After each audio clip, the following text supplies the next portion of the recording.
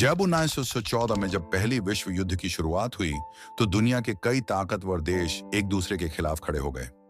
Germany, Austria Hungary और Ottoman साम्राज्य central powers में थे, जबकि ब्रिटेन, फ्रांस और रूस एलाइड पावर्स का हिस्सा बने।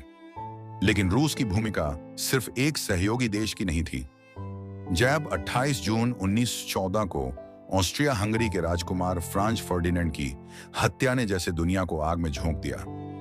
इस हत्या के पीछे सर्बिया समर्थित राष्ट्रवादियों का हाथ माना गया।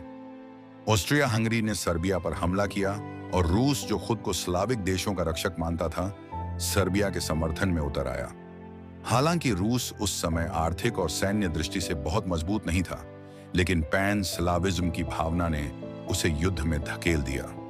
झार निकोलस द्वितीय, रशिया's लास्ट एम्परर, ने सेना को मोर्चे पर भेजने का आदेश दिया, जिससे जर्मनी ने भी रूस के खिलाफ युद्ध की घोषणा कर दी।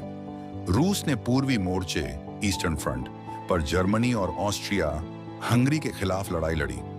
शुरू में रूस की सेनाएं जर्मनी में घुसी, लेकिन बैटल ऑफ टेननबर्ग 1914 में उन्हें बुरी हार का सामना करना पड़ा।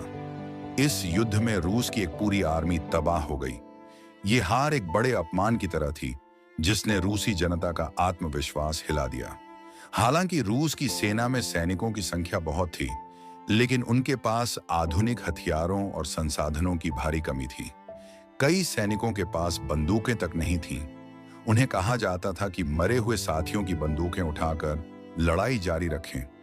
रूस का युद्ध में सबसे बड़ा योगदान सिर्फ मोर्चे पर नहीं था, बल्कि उस आंतरिक क्रांति में भी था जिसने आगे चलकर पूरी दुनिया को प्रभावित किया। 1917 में रूस के अंदर ही फेब्रुअरी रेवोल्यूशन हुई, जिसमें झार निकोलस द्वितीय को गद्दी छोड़नी पड़ी। कुछ महीनों बाद अक्टूबर रेवोल्यूशन में बोल्शेविकों ने व्लादिमीर लेनिन के नेतृत्व में सत्ता अपने हाथ में ली। लेनिन ने साफ कर दिया कि वह पूंजीवादी युद्ध का हिस्सा नहीं रहेंगे और मार्च 1918 में ट्रीटी ऑफ ब्रेस्ट-लिटोव्स्क पर हस्ताक्षर कर रूस ने आधिकारिक रूप से युद्ध से खुद को अलग कर लिया।